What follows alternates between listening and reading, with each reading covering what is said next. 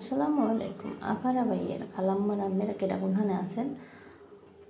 মোর আজগো মুরার গোস্ত আলুর দিয়ে হুগলো রাইন দিয়ে এবার খাইতে মন চাইছে জাল জাল করে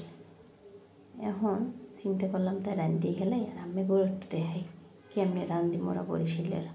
মুই প্রথমে পেঁয়াজ দিছি দারচিনি এলাইচ তেল টাল দিয়ে একটু বাজিয়ে নিছি এরপর আবার দিছি শুকনা মরিচ একটু জাল করার নাকি শুকনো মরিচ দিয়ে এইবারে এখন দিছি রসুন বাটা দিয়ে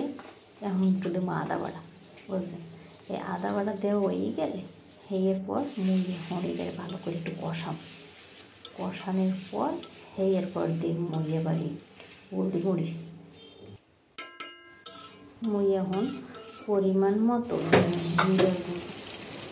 বুঝলেন জিরের গুঁড়ো দেওয়া হয়ে গেলে এরপর দিব লবণ দিলাম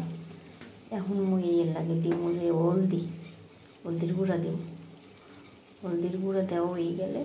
হলদির গুঁড়া দিছি এখন এরপর দিব এখন আমি মরিচের গুঁড়ো দিয়ে দিলাম একটু বেশি করে যাতে জাল হয় বেশি করে দিয়ে এখন এর মধ্যে দেবো একটু পানি দিয়ে এবার ভালো করে কষাম মোর এখন কষানো হয়ে গেছে খুব ভালো মতো এখন গোস্ত দিয়ে দিলাম আলু দিয়ে দিলাম এখন একটু ভালো করে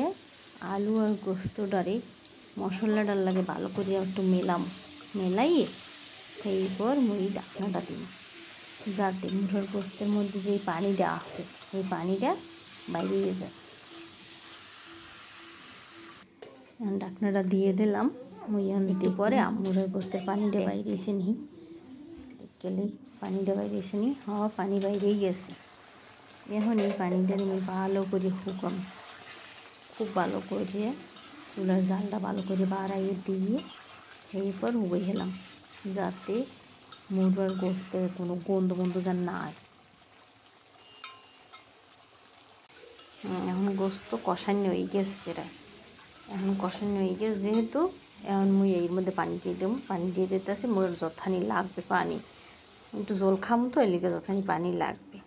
যেটু মন চায় এখন আপনারা সেরমের রাখেন মোর আবার যেটু খাইতে মন চায় মুই এরম রাখবো মোর গোস্ত হয়ে গেছে মুই এখন একটা বাড়ির মধ্যে ডালিয়া লইতে আসি একটা বক্সের মধ্যে এরপর খাম আপনারা সবাই ভালো থাকবেন সুস্থ থাকবেন সবাই মোর লগে দোয়া করবেন মুই আমাকে লগে দোয়া করি ফি আমানিল্লাহ আসসালামু আলাইকুম রহমতুল্লাহ বরকাতুহু